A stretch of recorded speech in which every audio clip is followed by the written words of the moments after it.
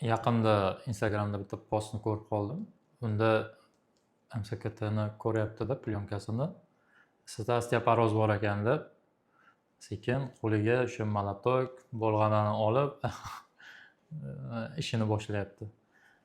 Eng qiziq tomoni, bemorda osteoporoz bo'lsa, nimaga kerak molotok, bolg'a?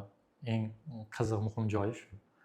Osteoporozni bunaqa tarzda davolanmaydi. Osteoporoz nima? Suyakning mineral tarkibi tushib ketishi, ya'ni suyak mustahkamligining pasayishi. Suyak sinuvchan, o'sha mo'rt sinishga moyil bo'lib qoladi. Bu kasallarda nabarot tortish, oyoqdan osish, har xil osteopatik muolajalar, manual terapiyalarni o'ylab qilish kerak bo'ladi. Odamlar reklamadan ko'rib, har qanaqa mutaxassisga uchrab, jiddiy asoratlar bilan yakun topmoqda.